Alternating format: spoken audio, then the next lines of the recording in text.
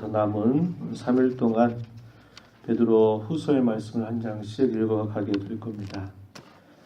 전서와 후서는 역시 동일하게 베드로가 썼고 아마 그 편지를 받는 대상들도 큰 차이가 없이 당시에 이 로마에 속해 있었던 5주에 보내진 편지임을 우리가 생각해 볼 수 있겠고, 전서와 다르게 이 후서의 내용을 우리가 이제 읽게 되다 보면 전서의 내용에서는 그리스도의 고난에 관한 많은 가르침들을 통해서 당시에 박해받고 있는 그리스도인들에게 그리스도의 고난을 본 삼아서 그 싸움에서 처지지 말고 패배하지 말고 승리의 싸움을 싸워갈 것에 관해서 사도가 대단히 강조를 했습니다. 베드로후서에서 우리가 읽어가면서 많이 발견하고 있는 내용이 뭐냐면 어휘가 뭐냐면 안다라는 겁니다. 안다. 우리가 학교에서 배우는 그런 지식 말고 예수 그리스도를 인격적으로 만나서 그분이 우리와 항상 함께함을 체험적으로 알고 인격적인 그런 토대를 바탕으로 해서 신앙 가운데 계속적으로 성장해 갈 것에 관하여 강조함을 보게 됩니다. 교회 역사 속에서 항상 교회를 공격해오는 그 패턴이 크게 2가지인데, 하나는 우리 환경을 어렵게 만들어서 우리로 하여금 신앙에서 멀어지게 하는 겁니다. 이제 그런 대표적인 것이 박해라고 하는 것이고, 시련이나 어떤 어려움들, 난관들 이런 것들이 교회를, 성도들을 공격해오는 하나의 패턴이고, 또 하나의 패턴은 뭐냐면 교회가 서 있는 가장 중요한 기초인 하나님의 말씀, 거룩한 말씀의 내용들을 성도들에게서 빼앗아 버리고 그것을 뒤흔들어 버리는 방식입니다.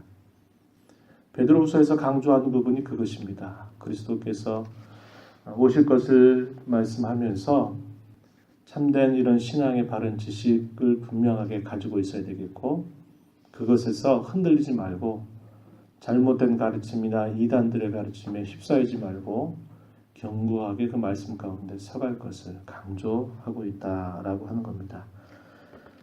오늘 우리가 읽은 이 베드로후서는 역시 비슷한 시기입니다. 네로 황제 치세에 있었던 때 기록된 편지고, 이런 편지를 기록하고 나서 베드로 사도는 불과 한 1년, 2년 정도 더 살다가 결국 지난번 말씀드렸던 것처럼 십자가에 거꾸로 매달려서 순교를 맞게 되는 삶을 살게 되죠. 그래서 이 베드로후서는 사도의 마치 고별사와도 같은 그런 내용들을 담아주고 있다 하는 겁니다.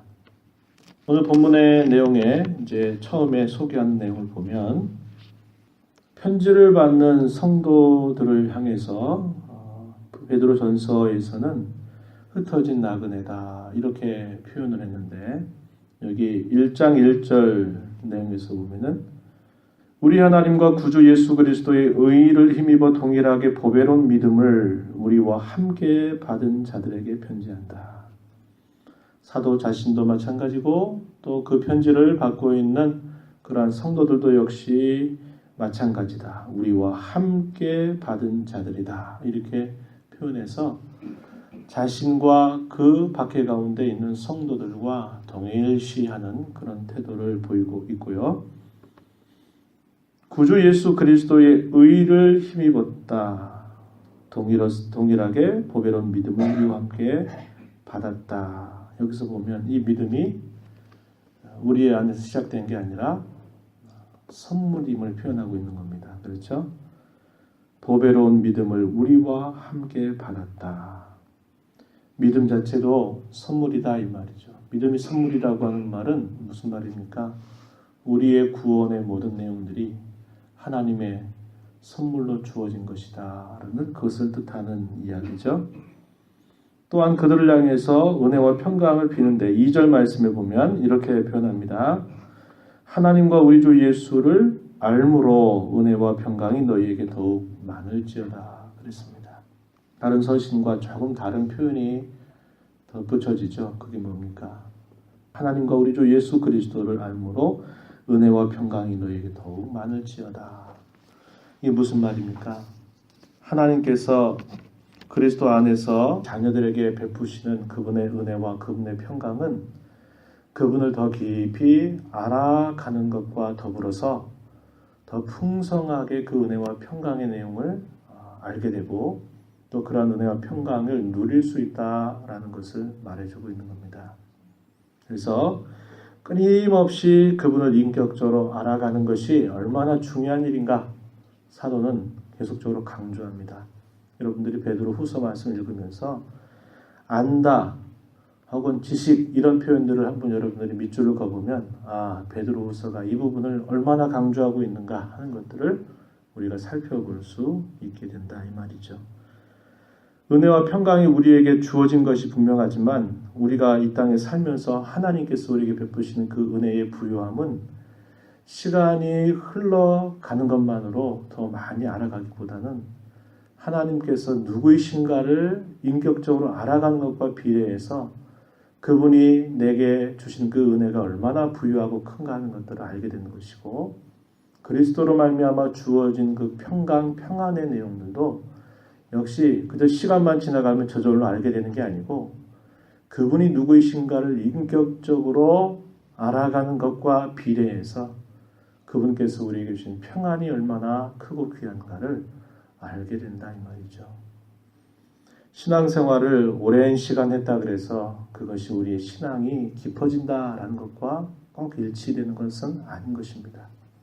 우리는 하나님께서 우리에게 주신 이 거룩한 말씀의 내용들을 더 깊이 알고 묵상하고 그 말씀의 내용들을 우리의 삶의 진정한 실천과 순종을 통해서 그 말씀을 알아가는 그러한 일과 더불어서 하나님께서 우리에게 베풀으신 이 구원이 얼마나 크고 귀하고 그 구원과 더불어서 우리에게 베풀으신 그분의 은혜와 평강이 얼마나 깊고 넓은가 하는 것들을 우리는 깨닫게 된다 이 말이죠.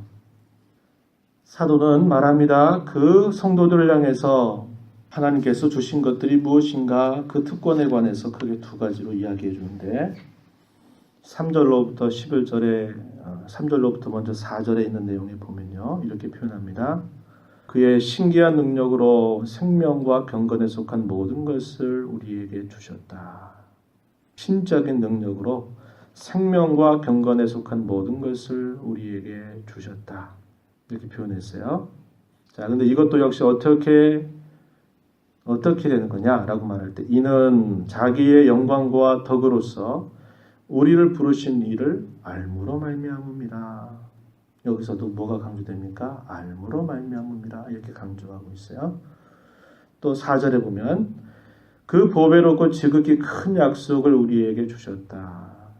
성도에게 주신 특권의 내용 두 가지 이렇게 표현했어요. 신적인 능력으로 생명과 경건에 속한 모든 것을 주셨다. 보배롭고 지극히 큰 약속을 주셨다. 받을 만한 어떤 자질이 있어서 아니고 그리스도 안에서 우리에게 값없이 주신 그런 특권의 내용들이다 하는 것입니다. 왜 이것을 주셨는가라고 말할 때 그 목적에 관해서 계속 4절에 이어서 보면 이렇게 말했어요. 너희가 정욕 때문에 세상에서 썩어질 것을 피하고 신성한 성품, 다시 말해서 하나님의 성품입니다. 하나님의 성품에 참여하는 자가 되게 하려고 그렇게 하셨다는 거예요. 우리를 구원하셔서 우리로 하여금 우리 땅에 남은 때를 살아가게 하실 때 하나님이 우리에게 기대하시는 그분의 소원, 그분의 바람, 그게 뭐냐? 하나님의 성품에 참여하는 일이다 하는 겁니다. 그 성품의 내용들이 이제 5절부터 7절에 표현되어 있어요. 한번 보십시오. 그러므로 너희가 더욱 힘써 너희 믿음의 덕에 지식의 절제의 인내의 경건의 형제 우애의 사랑을 더하라. 선물로 받은 이 믿음으로부터 시작을 해서 덕과 지식과 절제, 인내, 경건, 형제 우애의 사랑으로 계속적으로 거기에 이러한 성품의 내용들이 계속 채워져 가야 됨을 말해주고 있다는 것입니다. 이것이 신앙으로 성숙해가는 모습이고 열매라고 하는 거예요. 받은 그 믿음의 선상에서 항상 그 자리에 머물러고 있고 신앙의 언저리에 맴돌고 있는 신앙 말고요. 우리로 하여금 이 받은 신앙에서 계속적으로 거기에 하나님의 성품을 계속 덧붙여가는 그러한 모습으로 자라가게 하시려고, 그래서 마침내 하나님의 아들의 형상을 본받는 자가 되게 하게 하시려고 우리에게 이러한 특권들을 주셨다라고 사도가 말해주고 있는 것입니다. 이러한 것을 주셨으니 우리로 하여금 어떻게 하라고 힘쓰라고 말하냐면 너희의 택하심, 너희의 부르심을 굳세게 해라, 이렇게 말해주고 있습니다. 10절입니다. 그러므로 형제들아 더욱 힘써 너희 부르심과 택하심을 굳게 하라. 너희가 이것을 행한즉 언제든지 실족하지 아니하리라, 이렇게 말하고 있습니다. 믿음으로부터 시작해서 덕과 지식 절제 인내 경건 형제 후의 사랑이라고 하는 것들을 거기에 더해가면서 너희의 부르심, 너희의 택하심을 굳세게 하라, 이렇게 표현하고 있는 것입니다. 이렇게 되면 어떻게 된다고요? 실족하지 아니한다. 10절 끝자락에 그렇게 표현했어요. 실족하지 않는다. 바로 그런 일들을 사도가 이야기하는 겁니다. 그러면서 이 12절 이하부터 마지막 절에서는 이미 너희가 받은 그 진리의 말씀 가운데 견고하게 서 있어라. 그것을 토대로 해서 계속적으로 자라가라.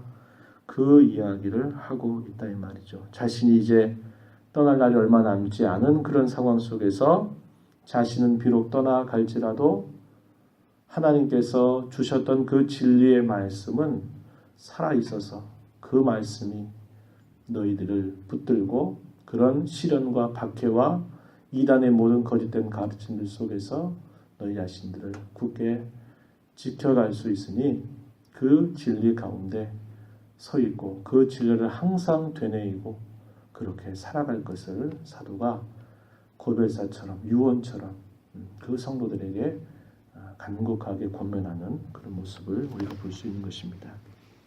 저와 여러분이 이 말씀을 보면서 우리에게도 이같이 두 가지 방식으로 공격해 올 겁니다. 우리의 삶을 흔들어 버릴 수 있고요.